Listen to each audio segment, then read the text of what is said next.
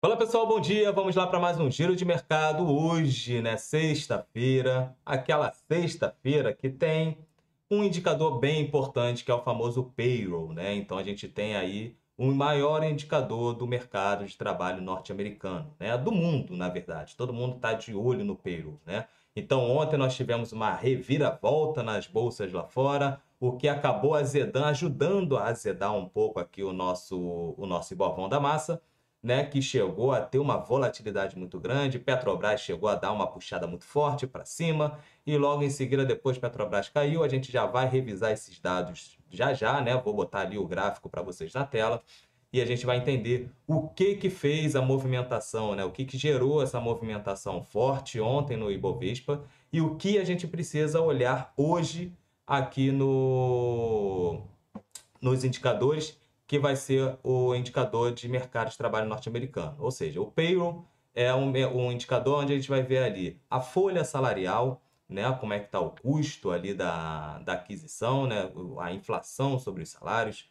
Nós vamos ver ali também a taxa de ocupação, né, a taxa de desemprego norte-americana, na verdade.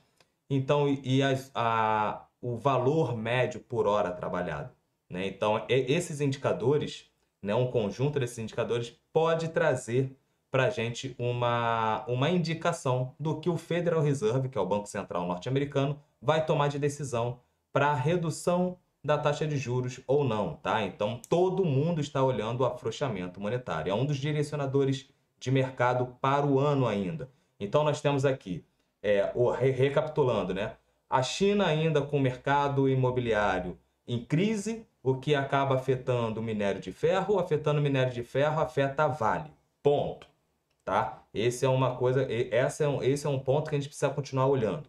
O outro ponto que a gente tem que olhar é a questão da política monetária norte-americana, tá? Ou seja, se a inflação ceder e a gente tiver ali uma redução, uma sinalização de redução da taxa de juros norte-americana, isso é positivo para os ativos de risco, para a bolsa de valores, tá? Então a atenção está toda voltada ali. Tinha uma outra questão que todo mundo ficava olhando, que era a parte da CRI, uma possível crise bancária norte-americana e uma possível recessão, um possível quadro de recessão lá nos Estados Unidos, o que não configura, tá? O que não configura hoje pela leitura dos indicadores das atividades econômicas norte-americanas, a gente vê que a economia norte-americana continua sólida, o mercado de trabalho continua sólido, tá? Então, vamos já já aqui falar daqui a pouco sobre isso, mas fique aqui no canal, você que está chegando agora, não deixe de se inscrever, de ativar o sininho de notificação, dar o like, né, que isso me ajuda a entregar esse conteúdo a mais pessoas e pode usar aqui os comentários para que você possa tirar suas dúvidas, beleza? Bom, quem vos fala sou eu, Vinícius Vilas Boas, assessor de investimento da XP Investimentos, sócio do escritório Cashwise e idealizador aqui do canal. Caso você ainda não me siga aí nas redes sociais, aqui na descrição do vídeo tem lá o meu Instagram, que a gente pode trocar uma ideia com muito mais tranquilidade. Ali é mais fácil poder responder vocês. E também tem o link do Telegram da Cashwise, tá? Do nosso escritório, beleza?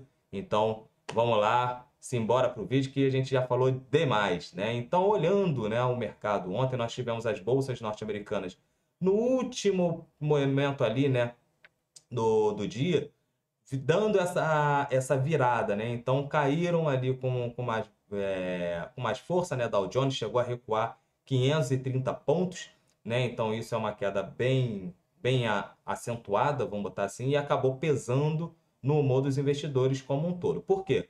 Porque o que fez o Dow Jones cair, o S&P, enfim, e Nasdaq, né, caindo aí 1,4%, foi simplesmente a fala dos dirigentes do Fed. Por isso que eu sempre falo para vocês, fiquem de olho sempre nos dirigentes do Fed, e ainda mais quando você olha ali o nome do dirigente e está escrito a palavra FOMC, F-O-M-C. Isso quer dizer que ele faz parte do comitê, tá? Do Comitê da Política Monetária. Então é bem interessante a gente acompanhar. E todo mundo continua falando sobre as incertezas em relação ao cenário da política monetária, né, para a tomada de decisão da política monetária norte-americana. Então, todos estão falando ainda que o cenário de inflação ainda é muito incerto, precisam ter mais dados para poder ter um consenso entre os dirigentes votantes para que possa ter a redução da taxa de juros. A gente começou com uma expectativa de 1,5, né, de corte. A gente agora já está em 0,75, ou seja, caiu pela metade. Lá na CME, que é um site, né, onde você vai olhar ali qual é a aposta que o mercado está tendo para corte de juros, qual é a reunião. Vou botar daqui a pouco para vocês. A gente ainda tem aí 0,75%, né, de cortes ainda para 0,75 pontos percentuais, desculpa, né, para corte de taxa de juros norte-americana esse ano, tá? Então seriam 3 cortes basicamente de 0,25, beleza? Bom, um outro ponto que fez também, né, o cenário mudar um pouco, fora essa questão das falas dos dirigentes, que acabou fazendo uma busca por proteção muito grande, aí os rendimentos dos trades acabaram caindo, mas caíram por questão de busca de segurança, tá? Tanto é que a gente vê o ouro também ganhando força, tá? O ouro ontem teve ali uma realização de lucros, fechou em baixa, mas nós tivemos aí uma boa sequência aí de ganhos no ouro, tá? Então, quando a gente vê o pessoal tomando ouro, é porque está protegendo seu capital da inflação, tá? Está protegendo o capital em relação à perda de poder de compra, beleza? Bom, nós tivemos isso, nós tivemos também o petróleo puxando um pouco mais, tanto é que a gente tem ali o petróleo trabalhando na casa dos $90 já, o Brent, o WTI também travetando ali os $87. Então isso acaba mostrando que pode ter sim um risco no mercado, tá? Esse risco ele foi acentuado, que deu essa puxada no petróleo, foi simplesmente o clima nas tensões ali no Oriente Médio, tá? Então as tensões não reduziram, então todas as embaixadas israelenses no mundo foram ameaçadas, então isso mostra um pouco mais de cautela, né? Então nós tivemos aí os rendimentos dos treasuries dando aquela recuada, mas recuando porque teve uma demanda muito grande em relação à busca por títulos norte-americanos e busca também ali no ouro, mas o ouro ontem teve a sua realização. Então o petróleo fechou aí em alta, retomando ali a casa dos $90, né? Fechou aí, o WTI fechou com uma alta de 1,36% e nós tivemos o Brent avançando 1,45%, tá? Então, a gente olhando isso, acaba gerando uma preocupação. Vou botar aqui na telinha rapidinho para a gente poder olhar como é que está o cenário para hoje, né? Aqui, antes da gente falar do Ibovão da Massa. Nós temos aí a Europa majoritariamente no campo negativo. Nós temos a Ásia e a Oceania majoritariamente no campo negativo, onde o Japão, né, colocou aí liderando a queda, né, com 1,96%, né, uma queda bem acentuada. Japão que chegou, né, a bolsa de Nikkei chegou a bater máximas, né, dentro desse ano. Nós temos aqui o petróleo, né, que está sem uma direção única, o WTI praticamente no 0 a 0, o Brent também praticamente ali no 0 a 0. Então o cenário ainda está de cautela. Acredito que até sair os dados de payroll, né, que vai sair hoje, a bolsa vai ficar um marasmo. Você que opera derivativos, vou mudar até a tela aqui. Você que opera derivativos como S&P, o Ibovão da Massa aqui, né? O mini índice ou índice cheio e dólar, não façam nada até sair os dados. Minha sugestão. Porque até sair os dados vai ficar uma água, tá? Vai ficar uma água. As tensões estão todas voltadas para os dados do payroll que vai sair hoje de manhã, beleza? Índice DX está praticamente neutro, 0,13% de alta. Ontem a doleta também ganhou força aqui no nosso Brasilzão, né, frente ao nosso real. A gente já vai falar sobre eles. Hoje nós temos aí os rendimentos subindo, né, os treasuries tendo aí uma leve recuada nos preços, ou seja, uma breve realização, natural respiro. E nós tivemos aí o nosso Ibovão da Massa na semana cedendo 0,53%, tá? O Ibovão da Massa que chegou a quase figurar ali no cenário positivo, tá? Então agora a gente vai olhar aqui, ó, o que aconteceu com o Ibovão da Massa. Vamos botar nos 30 minutos para a gente ver no intraday o que aconteceu, né? Então a gente está olhando para cá. Ibovão da Massa chegou a ganhar força Aí, deixa eu tirar essa mãozinha daqui. Cadê? Eita ferro, não botei lá a telinha para vocês, ó. Eu falei e a telinha não tava. 0,53% de queda na semana no Ibovão da Massa, tá? Então agora sim, vamos lá para entender o que aconteceu com o Ibovespa. Eu botei aqui nos 30 minutos para a gente olhar o Ibovão da Massa no intraday, tá? A gente vai olhar nessa região aqui, ó. Deixa eu separar aqui para vocês. Vamos olhar essa região, tá? Aqui inicia o dia.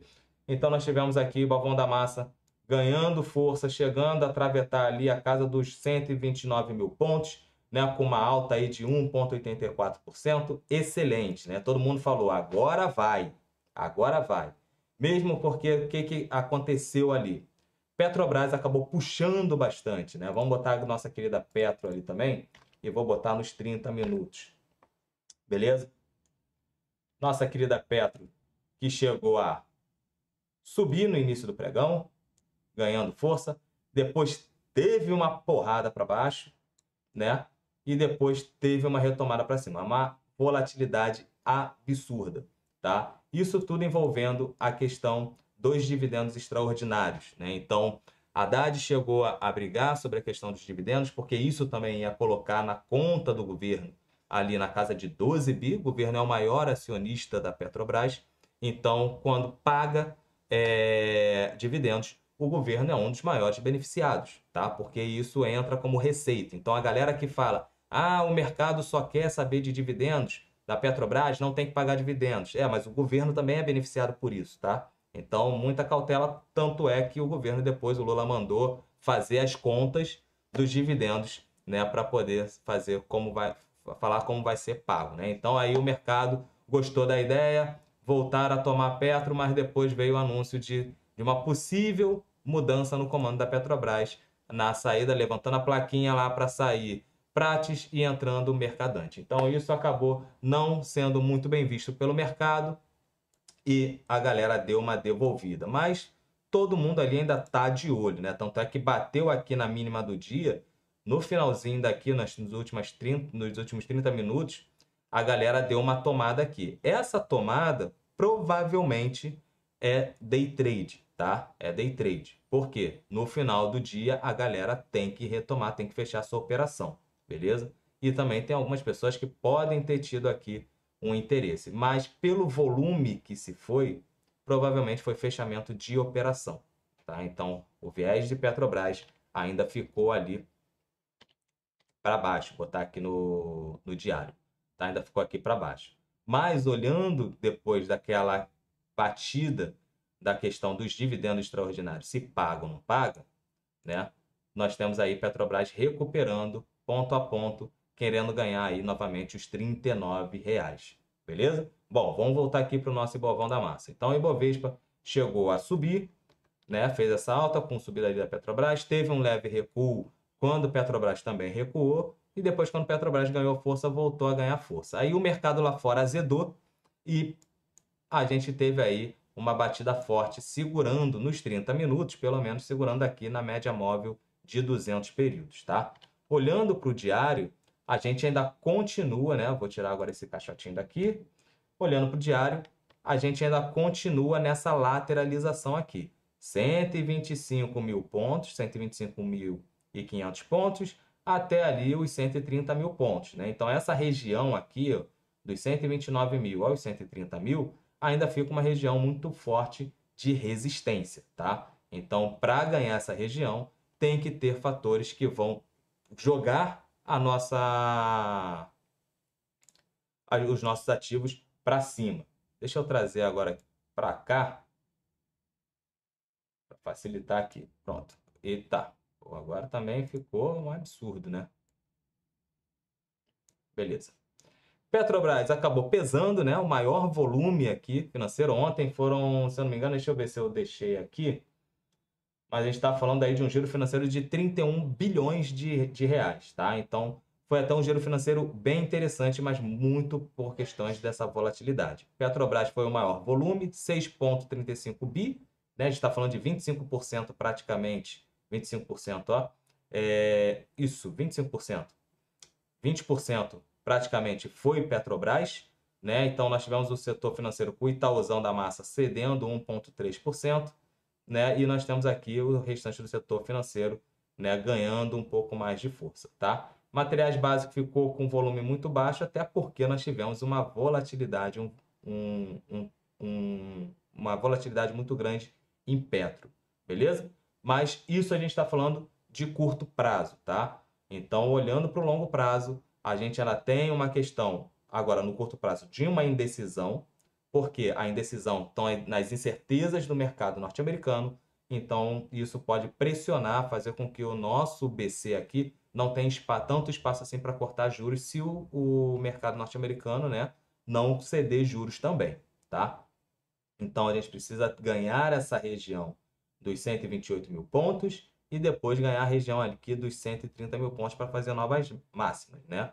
Voltar ali para a nossa máxima histórica. Caso contrário, a gente vai ficar nessa correção lateral, tá? Que o mercado, nós demos uma subida, né, no ano de 2023, bem interessante, 18% aí de alta no ano, e agora, quando a gente olha aqui 2024, a gente cedeu e está numa correção lateralizada. Show? Vamos olhar aqui Vale rapidinho, porque também Vale pesa no nosso Ibovão da Massa. Vale também fechou em queda, né, de 1,1%. Vale precisa do minério de ferro e setor imobiliário chinês para ganhar força, tá? Então a gente não ganhou a região aqui dos R$ 63, então a gente fica também na mesma lateralização, que coincidentemente é a mesma lateralização do nosso Ibovão da Massa. Tanto é que Vale é uma das que mais pesam no nosso Ibovespa, beleza? Vamos olhar aqui a agenda para o dia de hoje. Cadê a agenda? Bom, a agenda hoje traz basicamente o payroll, tá? Mercado de trabalho norte-americano. Então, nós temos aqui algumas coisas que vão sair, né? Setor público, beleza. Alguns eventos. O presidente, né, Roberto Campos Neto, vai fazer uma palestra no seminário do LEAD, né, de inovação, promovido ali pela LEAD, né, Grupo Líderes Empresariais.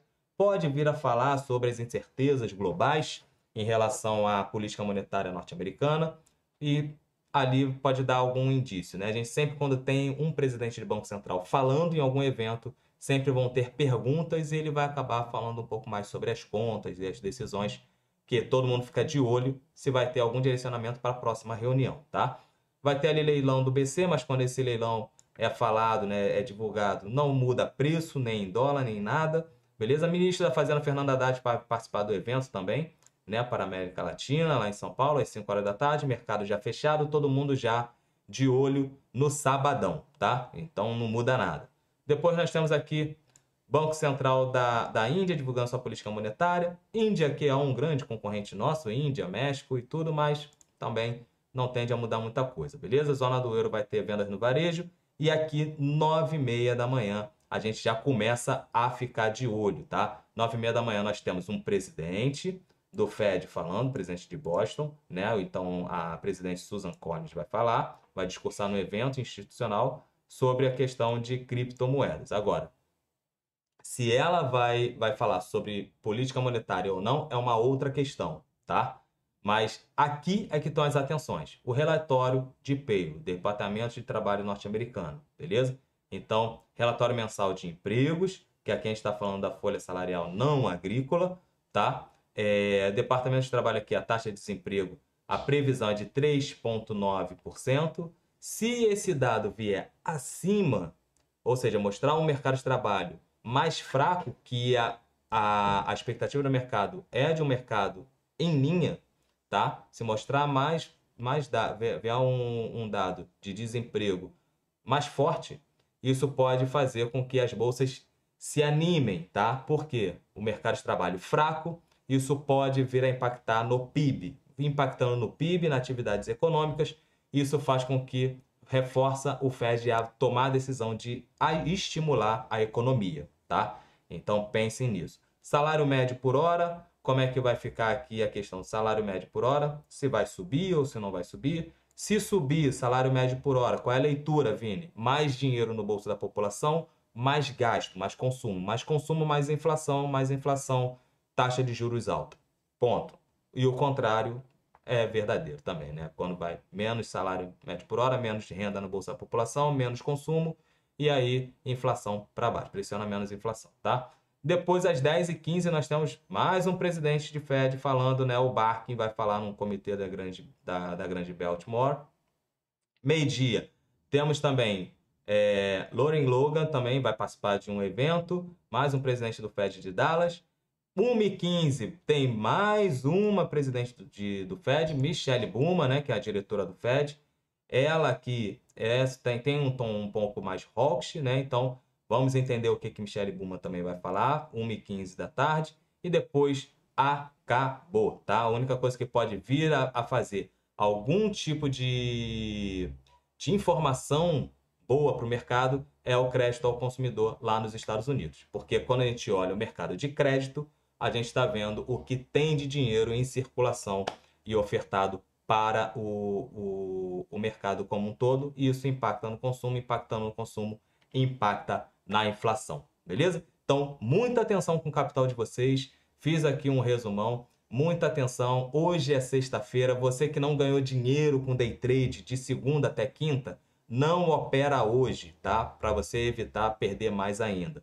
E você que já está com a sua meta ali feita, fica muito cauteloso, só opera quando depois que saiu o dado, espera o mercado tomar a direção, aí você segue no fluxo, tá? Qualquer coisa contrária a isso, você vai perder dinheiro, beleza? E você do longo prazo, muita cautela, faça sempre a análise, aproveitem as oportunidades que o mercado pode gerar com os ruídos de curto prazo, tá? Porque a gente está olhando, a gente está sendo sócio de empresas e a gente sabe que as empresas, muitas delas, se forem boas empresas, vão ser longínquas aí, vão para mais 20, 30 anos aí de existência, gerando lucros, receita e pagando dividendos, que é o mais importante. Beleza? Então, forte abraço, pessoal, e até segunda-feira com mais Giro de Mercado. Valeu!